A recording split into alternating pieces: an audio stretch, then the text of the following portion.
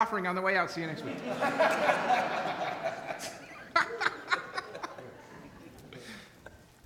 Did you break up a sweat there, brother? Oh, yeah. Yeah, well, that's all right. You know, that's what's working on a Sunday morning. It's like Pastor Chris all the time.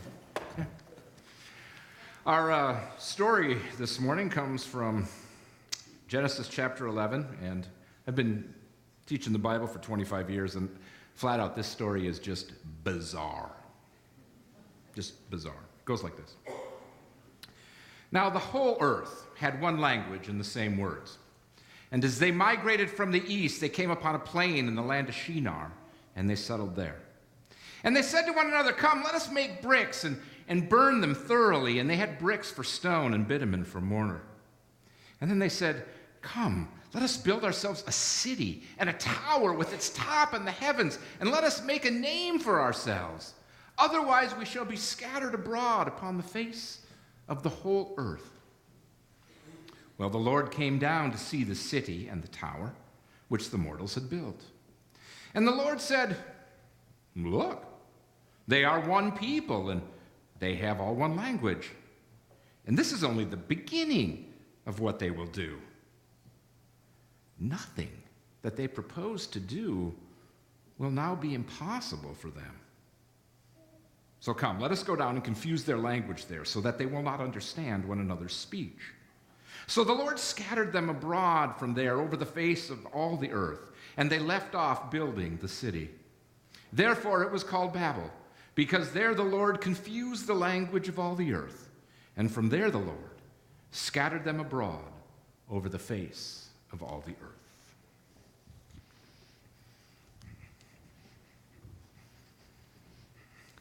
I just want to say, Bill Bolte, how nice it is to throw your wife under the bus. Usually that's my job. This is the 5th week of our sermon series on failing, falling, and flying, these patterns of Genesis stories that we think talk about original grace rather than original sin. And so we're trying to get that perspective going and showing you that pattern from one story to the next. And this is the 5th week, and we're talking about the Tower of Babel. And the Tower of Babel is all about language. The idea of language, of whether it's good to have a common language or a diverse kind of sets of languages, and what that means for our reality. Now, when we talk about language, we talk about language in lots of different ways, and there's much to talk about in the area of language. Mark Davis, who is a Presbyterian pastor in a congregation outside of Des Moines, Iowa, was the very first of our lecture series guests for our Center for Faith Studies series this year. And he was here at Countryside speaking on September 13th about language. He talked about poetic language and how it's used in the Bible, and how when you try to interpret poetic language into literal language, it can get quite scary. Let's listen to what Mark has to say. Chapter 2 is called Artificial Intimidation. This rapture is brought to you by Anxiety Incorporated. And the issue here is that when you take poetic speech and you interpret it literally, what happens is that you come up with a real scary scenario. Because in poetic speech, the whole idea of using symbolic language is that things point beyond what you say, what they're not. And then if you try to take that speech and interpret it literally, you end up with some kind of netherworld, some kind of other reality that really doesn't seem to fit the day-to-day life that you and I experience. Because it's always big stuff, big words, big catastrophe, mother of all wars. You know, it's always the final, the ultimate. That's what symbolic language is. I have one section in the book where I have 3 different readings of the death of Abraham Lincoln. And one is a very clinical reading that was written by one of the doctors who performed the autopsy. And I mean, it's kind of disgustingly clinical, where you don't want to read that right after having lunch. And, he talks about the autopsy. The second is written by one of the attending physicians of the autopsy, but It's from a letter he wrote to his mother. And in that letter, he's just marveling that this figure who meant so much to the nation has been felled by this one little ball. And now the nation's great hope lies cold on the table. So he's left aside the medical language and speaking to the reverence of the moment. And the third, also talking about the death of Abraham Lincoln, is from a poem by Walt Whitman, which doesn't talk about the ball going through the ecchymos and, entering into the left lateral, whatever. It's nothing like that. The earth is shaking. The heavens are trembling. Life will never be the same again. You get a real sense when you read those episodes side by side, how the kind of clinical language that's been informed by the scientific revolution and the Enlightenment and so forth names some things, but how Walt Whitman's utter lies. The earth didn't shake when Abraham Lincoln was killed. People right outside the vicinity of the building didn't even know what happened, right? So he's lying. He's using this language, saying that the earth shook and that humankind had this great, convulsion and yada, yada, yada. He's lying so that he can tell the truth.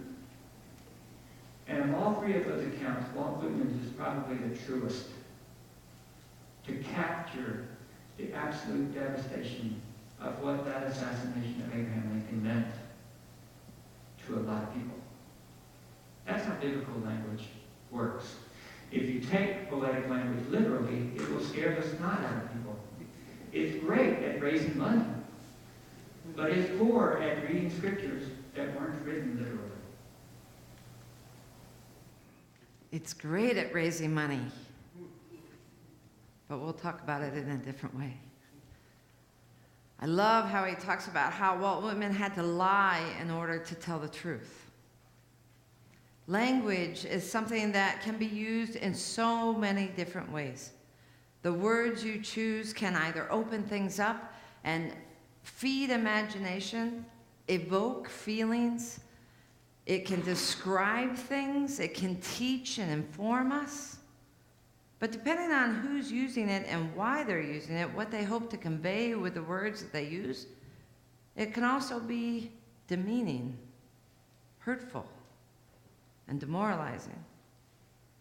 Words can limit things rather than open them up. So language is kind of a funny, tricky thing, even when we're speaking the same language.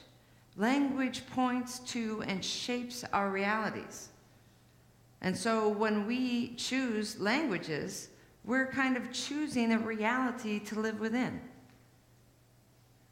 And even in our own language, it points to so many different realities at one time. How do we know which reality is the one we ought to be living in?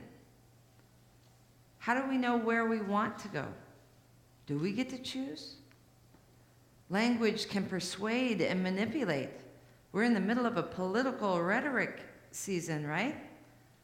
How many of us truly know what the real platforms are that our candidates are running on? I bet if we polled everybody, we wouldn't really know. Because stats and comments are manipulated. And they're going to tell you what they want you to hear. That's the whole point of persuasion. Language works that way, and it can be quite confusing. But ironically, it is language that is the very center of the core of the identity of these people in the Tower of Babel story today. The people of Babel depend on the commonality of their language. So even as confusing as language can be, for them it's the one thing that's holding them all together.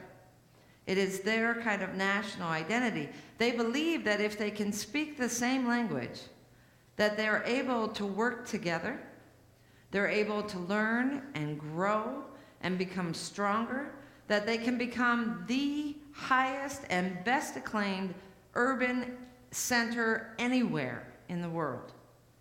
And if they can do that, no one would dare to threaten them. And that's the point of their story. They don't want to be threatened from the outside. They want to be a strong and stable, defensive country that will last. That's what they're going for here. Because they're living in a world where civilizations are attacked and overthrown on a regular basis. They're looking for a way that they can become so strong and so stable in who they are that no one would dare threaten them. Now, the way that they see that happening is through a symbol that will tell the world that they're strong, they're stable, and they're here to stay. This structure is a picture of a ziggurat. A ziggurat is like a tower, but it's not a tower like a spiral tower that we think of when we think of Tower of Babel. We sometimes think of it as a church spire. But ziggurats are more like wedding cakes. You know how they have a platform and then they build up from there little by little? And the idea of the ziggurat is that they could build a structure that was very strong and could defend against any kind of attack from the outside. It would have to be really, really, really tall. Tall enough to reach the heavens, one might say. It would have to be a place where when you stood on top of it, you could see in all different directions all the time. Because if the ruler or the king could sit up there, the ruler or the king could find what everybody was doing at all times, at any time of day or night. They would possess all knowledge. They would possess strength and stability. People would know who they are and they'd be talking about them around the world, and no one would dare defy them. They would have stability. Their civilization would be allowed to exist, one might say, eternally. So that's who they want to be. In a word, they want to be God. That's how you use language. When they're talking about being indestructible, they want to be able to see and hear everything. They want to be stable. They want all those things that allow them to be self-sufficient. When you're self-sufficient and your heads are in the clouds, you don't need anybody else. You don't need God to help you in your wars. You already know who's coming. You're prepared before they get there. You don't need advice from any other country or nation because obviously what you're doing is working. You're self-sufficient. You depend on no one. That's the definition of God. You don't need anyone else, right? Or so they thought. But these people in Babel are not the people telling this story. Like Mark was saying, this is poetic language, mythical imagination. It's not the people in Babel telling the story. It's the Hebrews telling the story. And that makes all the difference in the world because the people from the Hebrew tradition know what it's like to be scattered. They know what it's like to build temples that they think are indestructible. They know what it's like to be destroyed and exiled to a foreign land.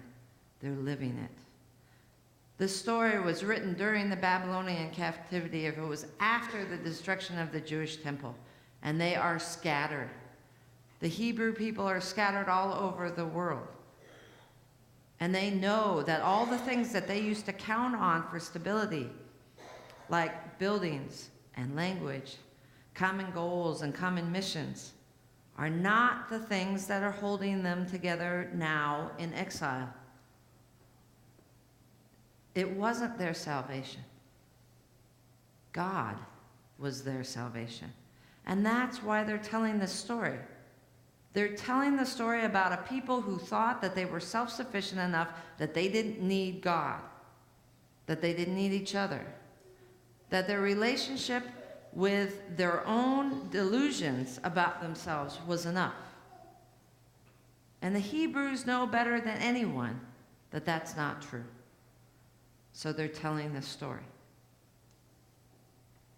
God enters into the relationship of the people of Babel and tears down their structure. Far from being a punishment to these people who are disobeying God, it is a blessing that they no longer are stuck in this limited view of reality that says that self-sufficiency is enough to get by.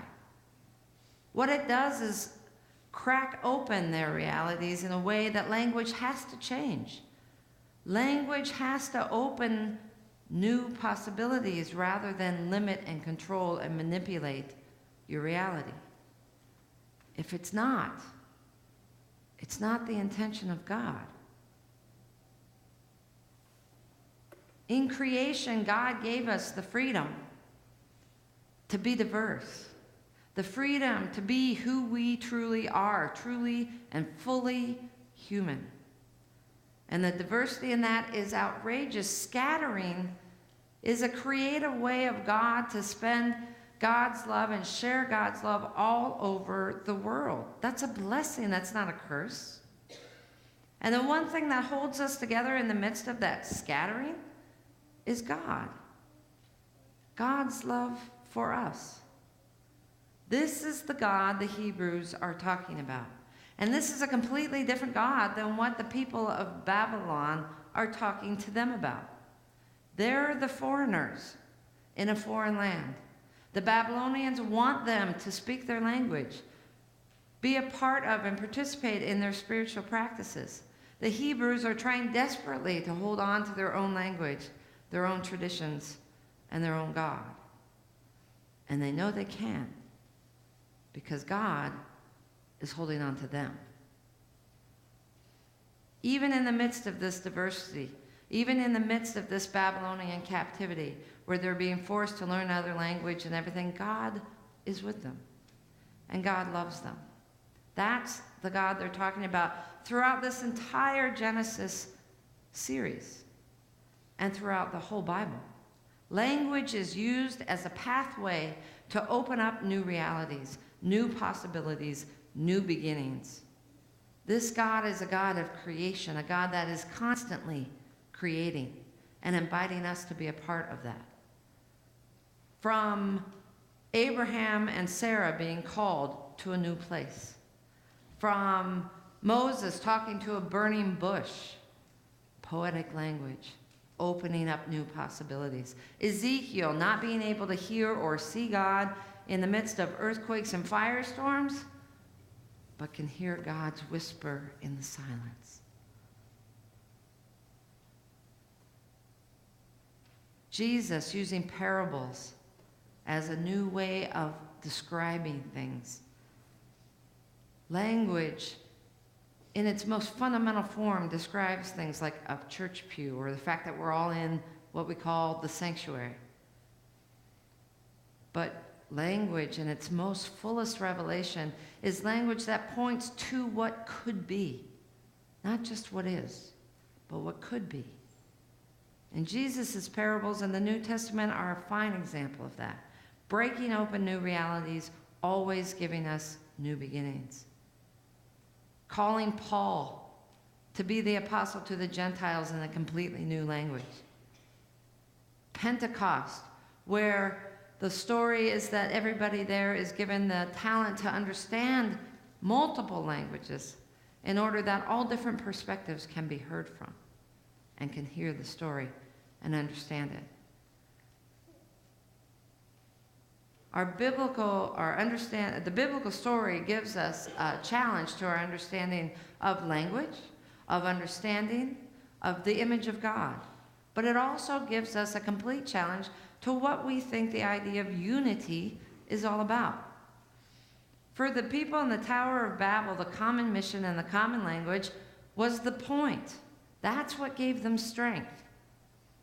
That's what made them a solid community that was stabilized. But what the Hebrews are telling us by telling this story is that unity is not found in language or even commonalities of goals, but in a God who loves us. That's where our unity is. So that no matter what our language is, no matter what structures we build, no matter how many lives we destroy with our language, God's always there to support us and keep us reconciled with one another and with God. That's where the unity lies, where language is used to open up new possibilities instead of limiting life down to a very minimal standard. What happens when we talk about language limiting us? What happens when we talk about those kinds of civilizations where commonality, at first glance, seemed like a really good idea, right? Everybody has a common language, everybody has a common purpose, everybody's working toward that whole common good thing. There's good in all that, right? There's lots to be said for that. It's not a bad thing. At first glance, it looks really good. What happens is when that gets pushed too far, what happens? Think of the civilizations that started out that way and ended up someplace else. I'm thinking of the Roman Empire. Remember the Roman Empire? Bring everybody in, have them all be the same, be under the same rule, the same spiritual practices, the same culture. The world will be a better place. But as soon as they started to achieve that, they started to deteriorate. Because there was no image from the outside coming in giving them a fresh start. No new perspectives from which to reach out and try something different. There was nobody reforming them and keeping them fresh. Everybody was doing the same thing. And they turned inward, began to think they could do it on their own. They didn't need anybody else. And it started to crumble. Hitler's Third Reich is another community that comes to mind. The Aryan race. If everybody were all the same and were perfect, we'd all be better off. Whenever commonality is called uniformity, it's no longer unity, it's uniformity. And when you push it that far, it becomes oppressive. And you start to limit who you are and what you can do and who everybody else is. And that was not sustainable. That kind of community is bound to erupt. It's going to implode on itself.